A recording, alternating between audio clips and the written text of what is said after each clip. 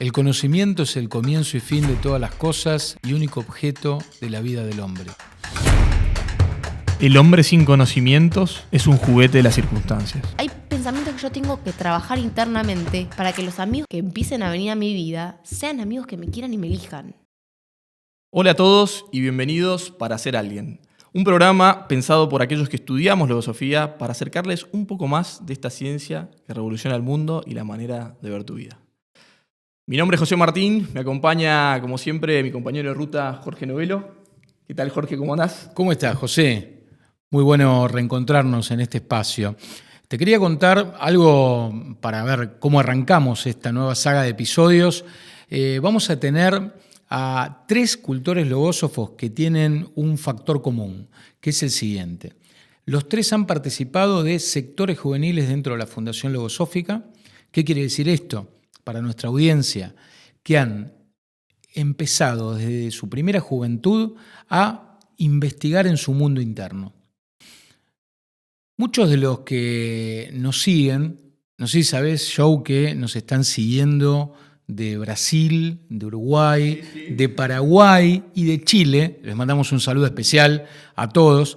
Y muchos de nuestros seguidores están preguntándonos, bueno, ¿qué hace un estudiante de logosofía? Y podríamos definir así muy rápidamente que, entre otras cosas, lo que hacemos es empezar a conocer nuestro mundo interno para, más allá, empezar a construir nuestro mundo propio. Excelente, esa es como la intro, me parece muy bien. Hay mucho más, creo que es la idea que lo vayan descubriendo en estos episodios. Así que bueno, bienvenidos nuevamente. Tenemos un episodio fenomenal hoy. Hoy nos acompaña Lucía Fernández Paz. Ella tiene 26 años y me estudia logosofía desde los 18. Así que muy jovencita empezó. Es licenciada en diseño gráfico y se desempeña como gerente de ventas en una empresa familiar. Vamos a compartir una charla de amigos, podemos decir. La idea es tratar este vínculo que es tan importante para nosotros, ¿no? La amistad. Y que suele traernos mucha satisfacción, pero que también implica una responsabilidad. Bienvenida, Lu. Bienvenida también, muchas gracias, estoy muy contenta.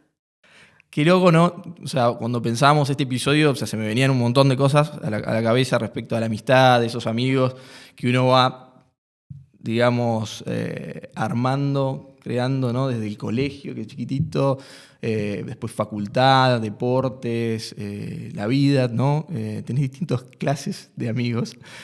Y después algo muy misterioso, ¿no? Que hay algunos que de repente los dejás de ver y te los encontrás. Es como si nada hubiera pasado, ¿no? Decís, estás igual, ¿viste? O al revés, ¿no? Hay otras amistades que se van evaporando, ¿no? Y dice uno, ¿cómo puede ser? Este amigo con el que compartí tanto y se evapora, ¿no? Quizás una distancia, algo, y desaparece. U otros amigos que te los encontrás y están hablando, contando chistes de lo que contaban cuando eran, no sé, unos pibes. O sea, es como que hay todo tipo de situaciones que se dan. Y me parece, como te decía, como muy sorprendente, misterioso. Hay algo detrás. ¿Vos qué opinás, Luis? Totalmente. El tema de la amistad en mi vida ha sido fundamental, obviamente fundamental para todos. Quienes escuchan esto, calculo que los amigos han y son parte fundamental de la propia vida. Pero no siempre fue así el rol que han cumplido o cómo ahora lo voy viviendo. Porque antes, más que nada en la adolescencia, primaria, adolescencia, que es un momento en el cual uno está tratando de pertenecer, empieza a hacer grupos de amigos, de la primaria a la secundaria va transitando un montón de cambios en su forma de ser, empezando a ver quién quiere ser, con quién se quiere rodear. Yo sufría muchísimo la parte de vinculación, digamos. ¿En qué sentido cuando decís vinculación? Tratando como de buscar amistades verdaderas. Acá hago una distinción entre lo que es relación de amistad o relación con vinculación, como para la audiencia también, porque para mí fue como más revelador de, bueno, uno tiene muchas relaciones que son más casuales quizás, relaciones laborales.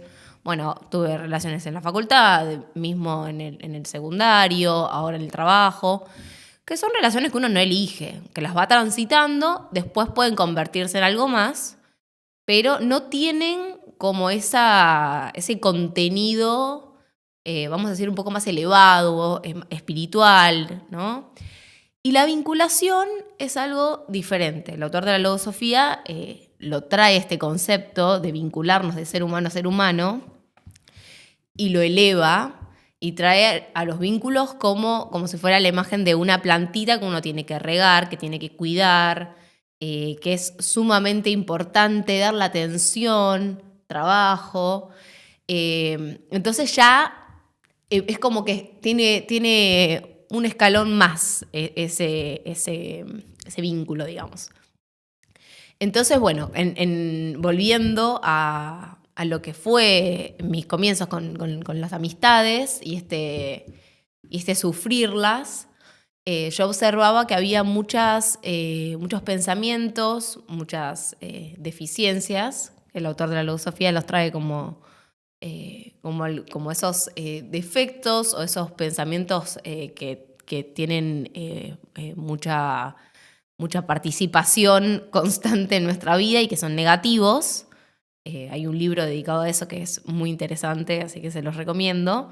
Que yo veía que afectaba mucho ese acercamiento con las amistades. Por ejemplo, la susceptibilidad, el egoísmo, los celos, la vanidad, la envidia, ¿no? Como un montón de pensamientos que a veces uno de chica y teniendo 16 años uno no se da cuenta, ¿no? De cómo esto va rompiendo las amistades.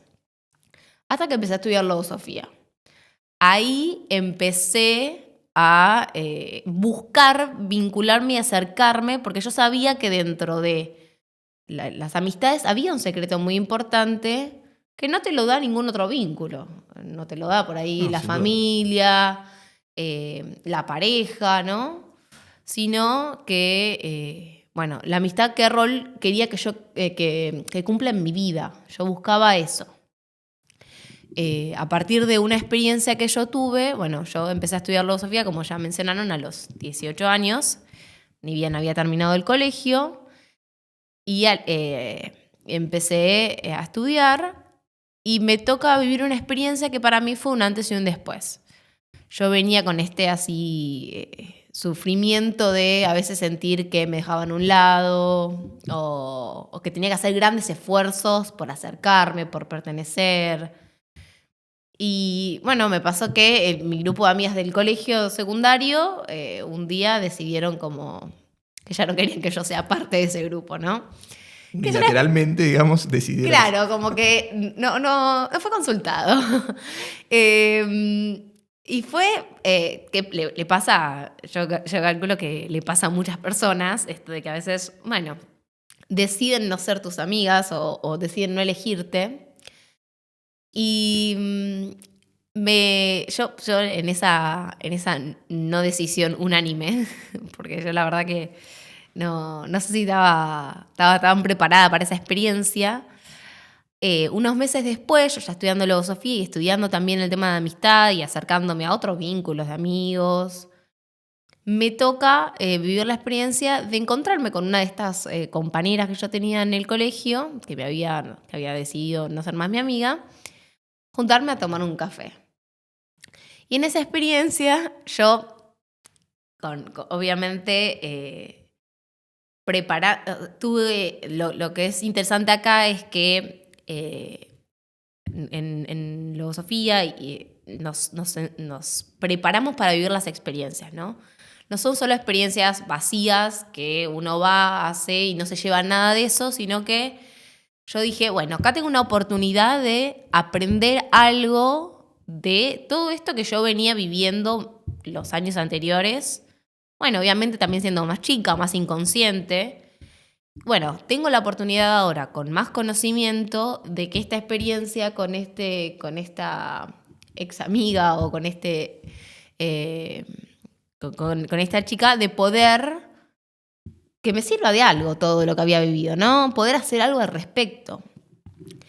Y bueno, me junté ya preparada, había elegido los pensamientos que quería tener. O sea, claro, no te sorprendió la situación, digamos. Total. Hiciste toda una preparación tranquila en tu casa, con los pensamientos quizás más fríos, no tan ahí como para saltarle a la yugular, pero es interesante lo que compartís porque es justamente una práctica que realizamos mucho, ¿no? Preparar el campo mental, prepararse también, me imagino, que la parte sensible, ¿no? Sí. De hecho, el libro que mencionaste, que es Deficiencias y Propensiones del Ser Humano, para muchos de los estudiantes de logosofía, empieza a ser como un espejo, ¿no? Donde nos miramos todas las mañanas y a partir de ahí, bueno, nos preparamos para enfrentar esa lucha cotidiana que es la de, bueno, ser mejor, trascendernos. Y en este sentido me gustaría preguntarte, bueno, ¿cómo impacta eso en tu relación? Al margen de esta cuestión particular de esta compañera, ¿no es cierto? ¿Vos te considerás una buena amiga? Muy interesante la pregunta. ¿Sabes que sí? Pienso que me fui convirtiendo en una buena amiga, ¿no? Con los años. Porque hay algo ahí muy interesante que es... yo empecé a estudiar logosofía con el interés de ser mejor. Y ahí hay algo implícito que tiene que ver con ser mejor para los demás. Entonces, yo sentía que quería ayudar a la humanidad y sentía que me faltaba muchas herramientas para poder hacerlo, ¿no? Como para, por ejemplo, aconsejar a una amiga. Entonces, empezó algo que fue muy importante, que es ese primer vínculo que es con uno mismo, ¿no? Entonces, empecé a estudiar logosofía con esa intención de conocerme, conocer mis virtudes, conocer quién es Lu, ¿no? O sea, con sus cosas buenas, con sus cosas malas, y tener esa posibilidad amplia de cambiar. Entonces, a partir de ahí, me pude empezar a ser mejor para los demás, ¿no? A veces es tan necesario los vínculos para que te empujen a cambiar, a hacer ciertos cambios que uno por sí solo quizás todavía no se anima a hacer, ¿vieron? Como que están... Bueno, Sí. Esto podría seguir siendo Dale, así, animate, ya te está, dicen. total. Sí. Y los amigos a veces, porque estamos hablando del tema de la amistad, pero mismo la pareja, la familia, ¿no? Es ese estímulo que necesitamos como para querer ser mejores. Entonces, a partir de ahí, yo creo que eso me hizo ser más consciente, a trabajar mis virtudes y empezar a trabajar con estas deficiencias que venimos mencionando, que eran las que a veces trababan o dificultaban estas amistades. Y eso se observa, claramente. El otro dice, uy, ¿y esta chica qué pasa? ¿Qué está Total, haciendo? eso se observa, porque aparte, en esto que venimos hablando de la preparación para las experiencias y esto de que yo observaba, por ejemplo, en mí cierta susceptibilidad, ¿no? De pensar de que no me querían o de que siempre había algo malo en mí que hacía que los vínculos se alejaran. Entonces, bueno, con esta experiencia de esta amiga en la cual yo me siento a tomar un café y ella empieza como con una lista de todas las cosas que le molestaban de mí. Así, de primera. Dijo, ¿no? Te tiró? bueno, hoy entro a divertirme. Y yo, imagínense la situación en la cual alguien te viene y te enumera esas deficiencias que uno tiene o esas situaciones.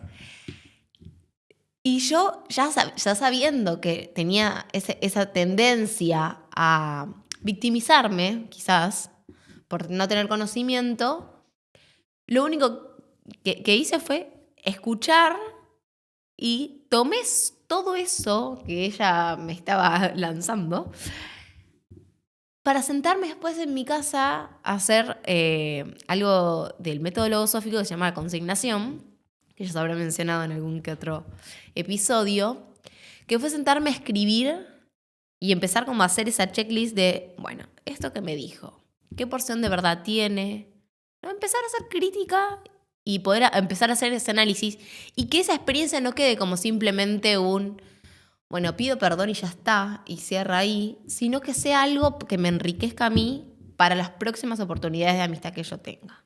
Me recordás algo que dice el autor, que dice que hay que transformar el plomo de las balas en oro de comprensión.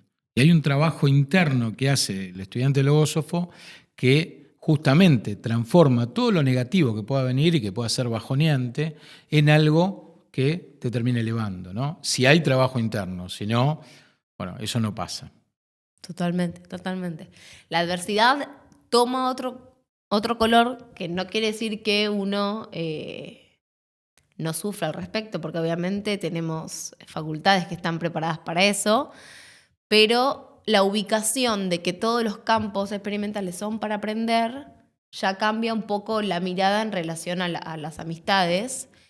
Y también yo pensaba, bueno, esta pregunta que me hiciste, Jorge, de, bueno, si me considero buena amiga, ¿cómo nos ven los demás también, ¿no? En este vínculo que a veces que es necesario, a veces no, es necesario que sea recíproco, que tenga esa correspondencia. De hecho, el autor de la filosofía dice que el amor tiene que ser correspondido, si no, no es amor. Entonces, en los vínculos de amistades existe, es sí, igual, de ¿no? distintas formas. De Quizás distinta uno aporta forma, algo, el otro aporta otro elemento, pero todo aportamos, pero tiene que haber correspondencia en la elección, ¿no? ¿Viste? A veces uno quiere insistir cuando algo no va. Y pensaba en esto, de esta importancia de acompañarse el otro y de apoyarse en el semejante, ¿no? Para atravesar las experiencias que nos tocan. Yo hago una imagen que ya la he mencionado varias veces, así que mis amigos lo conocen, que es la de que los amigos nos hacen techito mientras llueve. ¿Qué significa esto? Porque decís, bueno, está bien, suena medio poético, pero lo es. es que tiene mucho. Tiene mucho de poético, poesía, romántico. pero me hacía, total, me hacía esta imagen de que yo tenía esa tendencia de querer resolver los problemas de todos, ¿no? Entonces, a veces quería evitarle el sufrimiento a los demás, por ejemplo, a mis amigos, es decir, por ejemplo, cuando se separaban de sus parejas, ¿viste? Querer como ese cuidado, ese evitar que sufran, hasta que entendí que cada uno tiene sus procesos y tiene sus experiencias que atravesar, que por algo vienen a enseñarnos un montón de cosas. Y que yo no hay parte uno puede acompañar y hay parte del proceso que es individual, ¿no? Es de cada uno. Y es lo que tiene que venir a aprender a esta vida. Pero uno no necesariamente tiene que hacer las cosas solo. Y ahí está ahí está esa imagen del techito mientras llueve, porque claro, yo me imaginaba de que uno hace ese techito con las manitos, ¿no? Y entra agua, inevitablemente, uno se tiene como que mojar con el sufrimiento, pero los amigos hacen como que eso, como que amortigua. uno, ¿viste? Claro, amortiva, exactamente. Hace que sea más ameno. Y eso implica que uno tiene que a veces aprender a pedir ayuda, ¿no? A poder hablar, compartir lo que a uno le pasa, muchas veces por miedo a hacer algo pesado para el otro, no se anima a este diálogo. Y es muy interesante porque a nosotros en Logosofía lo que es el intercambio es fundamental. Y yo busco tener intercambios también con mis amigos y que ese vínculo no sea solo de cosas que nos gustan, cosas que nos llaman la atención, sino que sea algo que realmente trascienda, que me deje algo, que sea naturalmente como que yo me lleve algo y la otra persona también, no que quede vacío. Exacto, claro, que no sea solo una afinidad física o psicológica, sino que pueda abarcar estas tres dimensiones de lo bio-psicoespiritual, tal vez. Total. También, ahí pensaba también en estar a disposición del amigo, pero sin ser invasivo. También que la amistad no se transforme en una relación fagocitante, donde uno sea de algún modo víctima de un colectivo que hoy puede llamarse amigos, sino que sea un espacio donde uno pueda brindarse al semejante con todo lo que ello implica y a la vez vea en esos vínculos una oportunidad de evolucionar conscientemente hacia una superación, ¿no? Individual, pero que termina transformando lo colectivo. La verdad que sí. eso también me hacía pensar, Jorge, respecto a esos tipos de amistades en donde, bueno, está ese efecto manada también, o que te llevas con esa masa de amigos, que pueden tener cosas buenas, ¿no? Pero en general hay muchos pensamientos que también se replican o se contagian, ¿no? Y a veces exigen más de lo que puede llegar a ser un límite, ¿no? Hay algo que también comparte González Pecoche, que es que, bueno, la tolerancia termina cuando comienza el abuso. Es ese amigo que te pide, pará. No sé si es amistad o es algo más, ¿no? Hay muchas cosas como para ver. Y después está ese concepto, porque son imágenes que están en el colectivo nosotros de nuestra sociedad, ¿no? En Argentina, por ejemplo. Y lo ves en la cultura popular, lo ves en las canciones, no sé. Hay relaciones de amistad, por ejemplo, la que habla Catril y Paco Moroso, ¿no? El Día del Amigo, un buen tema, que dice, ¿qué sería de mí sin amigo? Y si saltan de un puente yo los sigo, o los amo aunque nunca les escribo, ¿no? Es una amistad en donde parece que va, a pesar de cualquier cosa, o puede pasar cualquier cosa, voy a estar. Yo creo que uno a veces lo siente así, pero si ocurre todo esto que vos decís, o sea, si hay una correspondencia en general, si los vincula algo más que simplemente ese grupo de pertenencia que a veces, ¿cómo llegó esta persona aquí, ¿no? Pero bueno, no sé, ¿qué pensás vos de eso? Algo... Primero, buena canción la de Pato. ¿Vos querías que la cantara? Yo tenía un poco de ganas de que él la cante, la verdad, no les voy a mentir. Primero pienso que hay que pensar. O sea, la realidad es que los amigos y bueno, en este caso los grupos y esa famosa frase que a veces nos han tirado nuestros padres de si tu amigo se tira al puente, vos te tiras atrás de él. Me parece que es elocuente, pero no es real, digamos, ¿no? Uno siempre tiene que pensar, porque hay una parte que es individual de uno. En todas las situaciones uno tiene que pensar. Y creo que ese es el mayor daño que atravesamos los jóvenes y muchas veces la sociedad, que es el no pensar y dejarse llevar por la masa de pensamientos que, bueno, si mi amigo dice esto, lo hago, lo sigo. Y bueno, está muy en la adolescencia, pero después continúa si uno no empieza a hacer ese trabajo de empezar a formar su propio pensamiento de las cosas.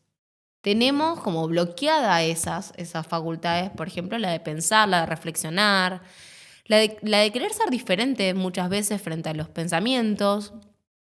Y ahí hay algo muy interesante, porque cuando uno empieza a decir lo que uno piensa, a animarse a cambiar un poco, empieza también a atraer ese tipo de personas, ¿no? Como hay, el González Pecoche trae el concepto de las órbitas mentales, donde están... Órbitas mentales. Hagamos un parate y comentanos. Órbitas mentales. Sí. Claro, nosotros somos seres que tienen pensamientos, ¿no? Ese es un tema que ya se ha tocado. Pensamientos son autómatas en la mayor parte del tiempo. Pueden ser propios, ajenos. Generalmente son ajenos. Es difícil todavía identificar los propios. Hay que crearlos. Por suerte tenemos el método logosófico que trae el autor de la logosofía, que nos enseña esto. Y bueno, esto de las órbitas mentales, nosotros tenemos ciertos pensamientos que habitan en nuestra mente que atraen otros pensamientos similares. Por lo tanto, hay algo ahí que tiene que ver con qué tipo de amigos tengo yo, tiene que ver con los pensamientos que yo tengo. Sí, por eso uno se une por afinidad de ciertas cosas. Ya pueden ser afinidades en lo político, afinidades en el deporte, de un montón de estilos. Pero en esto de las órbitas, yo me puse a reflexionar mucho, porque yo, claro, con la adolescencia y antes de estudiar logosofía, yo atraía cierto tipo de amistades que no me hacían bien. Y yo tenía una comprensión que era muy pequeña en ese momento, pero clara, que era los amigos que yo tengo a mí me tienen que hacer feliz. Ese era como un conceptito básico, digamos, ¿no? Sin estudiar logosofía, no había empezado. Pero dije, esto me tiene que hacer feliz a mí no Claro. me puede generar esta angustia. Tiene que sumar, dijiste. Claro, tiene que sumar, tiene que ser algo que, no sé, pensás en la carrera o pensás en la pareja, son todas cosas que uno selecciona para que la acompañen en la vida, que te tienen que hacer feliz. Entonces ya con ese pensamiento yo dije, bueno, hay pensamientos que yo tengo que trabajar internamente para que los amigos que empiecen a venir a mi vida sean amigos que me quieran y me elijan. No puedo estar rogándole amor a los demás, ¿no? Tienen que venir personas a mi vida y yo buscar personas donde esté esa correspondencia.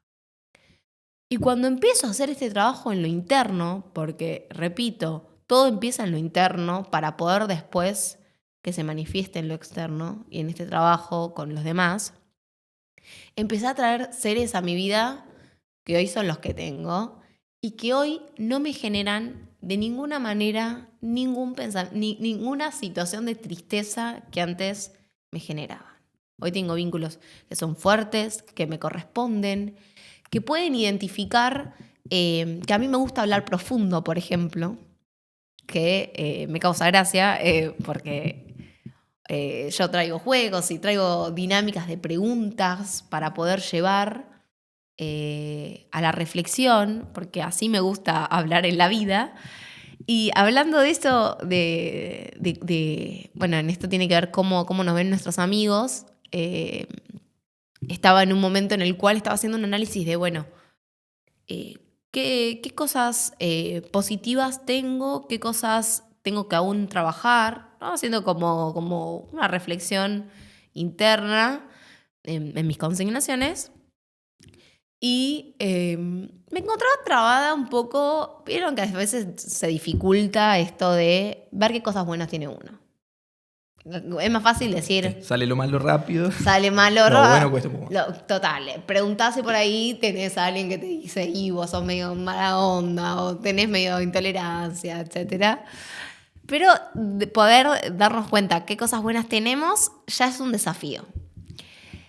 Entonces se me ocurrió preguntarle a una amiga mía, muy cercana, que no estudia logosofía, ¿qué cosas positivas podía decir de mí? Yo esperaba que ella me diga cosas como, sos paciente, sos buena amiga, estás siempre, no sé, cosas que son como medio cliché y normales.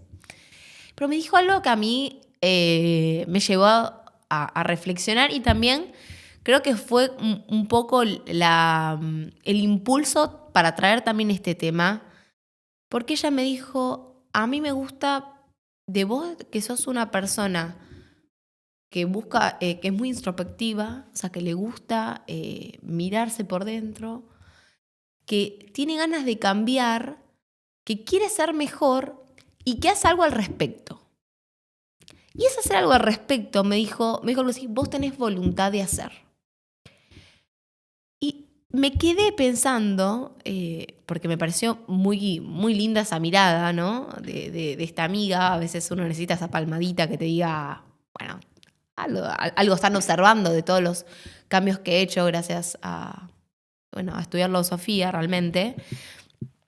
Y me quedé pensando de que en el mundo todos los seres humanos pueden decir que quieren ser felices.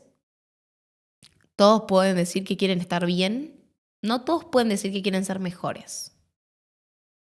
Y eso es una distinción importante, porque yo es lo que observo, por ejemplo, en la sociedad en general, de decir, bueno, estoy bien, voy viviendo el día a día muy carpe diem, voy viviendo el día a día con lo que tengo, voy resolviendo, está esa poca capacidad por ahí de proyección a futuro y buscan estar bien, estar mejor para también ayudar a los demás. Ya es un paso que hay que animarse a hacer. Y a veces uno por falta de tiempo, egoísmo y un montón de otros pensamientos se queda en el estoy bien yo y bueno, sálvese quien pueda, después el resto vemos. Sin duda, yo pensaba un poquito de el impacto que puede tener, o sea, tener una ubicación así, ¿no? Imagínate en el mundo en donde es bastante egoísta, bastante pensando en uno, en cuidar. Pero no solo a nivel, o sea, nosotros acá, digamos, también extenderlo un poquito más, ¿no? Los pueblos, los países, ¿no? O sea, siempre sectorizando, separando y pidiéndole al otro mucho más de lo que uno está dispuesto a dar, ¿no? Entonces, Imagínense cómo sería todo si tuviéramos algunos otros pensamientos ahí. Sí, de hecho, este concepto de la amistad, Pecoche lo pone, digamos, como uno de los que sobrevive a esta decadencia que está viviendo la sociedad tanto occidental como oriental.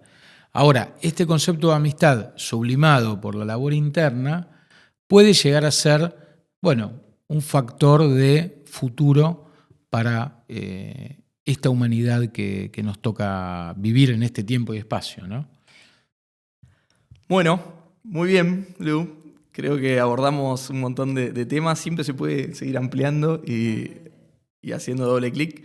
Pero nada, gracias por acompañarnos. Creo que pudimos ir por un concepto más profundo también de la amistad que nos traes, que implica obviamente, ¿no?